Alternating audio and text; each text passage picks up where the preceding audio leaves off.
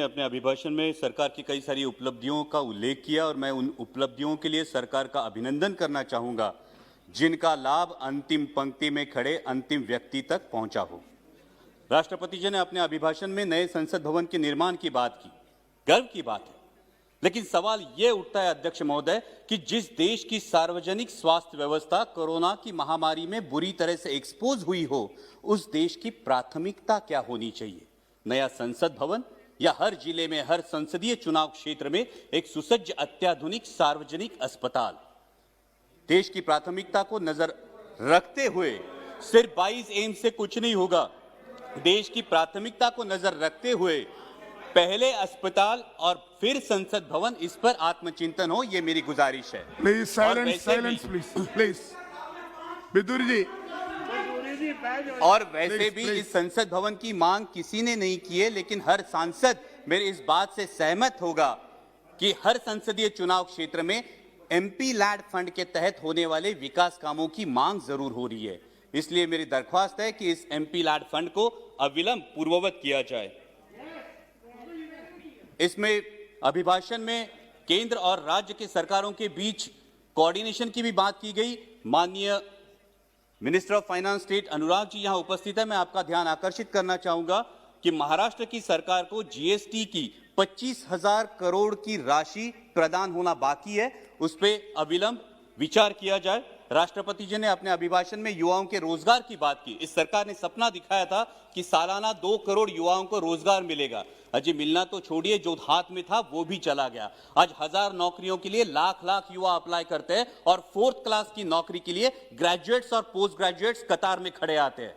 पहले नीम और अब नेशनल अप्रेंटिस जैसे प्रोग्राम, ये जो नीतियां हैं, ये देश के युवा वर्ग के लिए शोषण व्यवस्था साबित हो रहा है, क्योंकि पहले नौकरी लग जाती है, फिर माँ बाप शादी कर देते हैं और 2 साल में कंपनी ब्रेक दे देती है ताकि उसको परमानेंट ना करना पड़े और युवा के भविष्य में अंधेरा छा जाता है। इसलिए इन युवाओं के आक्रोश को समझे और इन नीतियों पर पुनर्विचार हो। इस अभिभाषण में और एक बहुत अच्छी बात की गई, वो है आत्मनिर्भर भारत की। जब हम ने सुना था कि देश को बिकने नहीं देंगे तो हर किसी को गर्व महसूस हुआ था, लेकिन शायद उसके बाद OLX का विज्ञापन कुछ ज्यादा प्रभावशाली साबित हुआ और वो नीतियों में भी दिखने लगा। बेच डाल, BPCL बेच डाल, BSNL बेच डाल, एयरपोर्ट्स बेच डाल, सीपोर्ट्स बेच डाल। अब डर लगने लगा है कि यह आत्मनिर्भर भारत की बात हो रही है या फिर चुनिंदा पूंजीपति निर्भर भारत की। मैं सचेत करना चाहूंगा कि इस प्रकार से मुक्त अर्थव्यवस्था के आड़े में अगर हम क्रूनी कैपिटलिज्म को बढ़ावा देकर देश के संसाधन चुनिंदा पूंजीपतियों के हाथ में सौंप दे तो देश की आने वाली पीढ़ियां हमें कभी माफ नहीं करेंगी। इसमें राष्ट्रपति जी के अभिभाषण में किसानों की योजनाओं की बात की गई, लेकिन आज जो हमारे अन्नदाता, हमारे किसान भाई दिल्ली की सरहदों पर आंदोलन कर रहे हैं, जिसमें 200 से भारतीय, मैं भारतीय कहूंगा, 200 से भारतीय शहीद हुए, उनके प्रति कोई संवेदना इस अभिभाषण में नहीं दिखाई दी। यह आश्चर्यजनक है। गणतंत्र दिवस पर जो घटना घटी उसकी आलोचना अभिभाषण में हुई। हिंसा का कोई समर्थन नहीं हो सकता, ना ही होना चाहिए, लेकिन उसके उपलक्ष्य में, sir please let me continue, हिंसा का कोई समर्थन नहीं हो सकता, ना ही होना चाहिए, लेकिन उसके उपलक्ष्य में इस किसान आंदोलन को बदनाम करने की जो साजिश रची गई वो निंदनीय है। पहले बताया गया कि सिर्फ पंजाब के किसान हैं, फिर बताया गया कि ये तो आड़तीय है, फिर बताया गया कि ये खालिस्तानी है। Please sit down. Bidur ji, honourable member Bidur ji, बैठिए बैठिए। Bidur ji please take your seat. Bidur ji, honourable member please take your seat. So please bring house and order. Why you are angry? Sir अगर you sit down there. Sir अगर ऐसे बोलेंगे, कल इनके नेता भी बोलेंगे, तब हम बीच में चलाएंगे, फिर अच्छा होगा सर। No, why? ये जानबूझ के है। Whenever you, Bidur ji, whenever you will speak, at that time you can tell everything. Why you are stand up every time? Thank you sir. Please. Sir, गणतंत्र दिवस में जो घटना घटी उसकी आलोचना अभिभाषण में हुई। हिंसा का कोई समर्थन नहीं हो सकता, ना ही करना चाहिए, लेकिन उसके उपलक्ष्य में इस किसान आंदोलन को बदनाम करने की जिस तरह से साजिश रची गई वो निंदनीय है। पहले बताया गया ये तो सिर्फ पंजाब के किसान है, फिर बोला गया कि ये तो आड़ती है, फिर बोला गया ये खालिस्तानी है, और फिर तथाकथित आईटी सेल ने और मीडिया के कुछ नुमाइंदों ने उन्हें देशद्रोही करार दे दिया।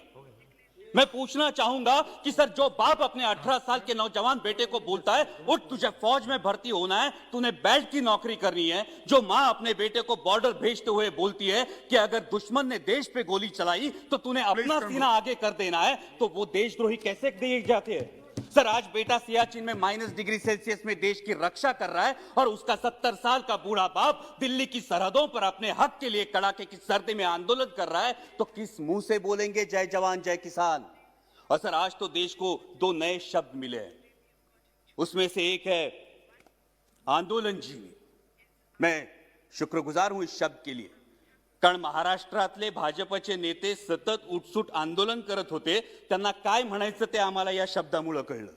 पण ज्या कष्टकरी वर्गासाठी आमचे बाबा आढावांसारखे सामाजिक कार्यकर्ते वयाच्या 90 ठामपणे उभे राहतात, ते मात्र महाराष्ट्राचा अभिमान है। लेकिन मैं पूछना चाहूंगा सर आपके माध्यम से कि जिस देश की स्वतंत्रता की बुनियाद ही आंदोलन हो, उस देश में इस बात का प्रयोग कैसे किया जा सकता है? सिर्फ 1 मिनट में कंक्लूड करूंगा सर।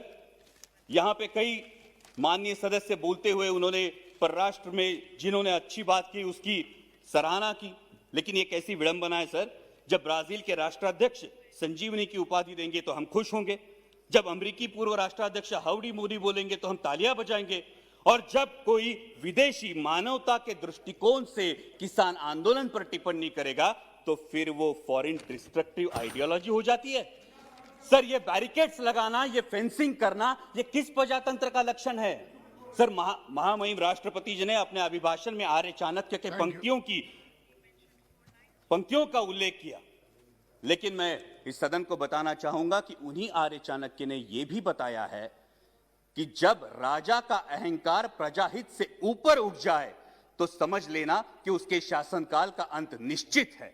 और इसीलिए मैं दरख्वास्त करूंगा कि संवेदनशीलता से इस समस्या का किसानों के हित में हल निकाले, ताकि फिर हर देशवासी गर्व से कह सके जय जवान जय किसान।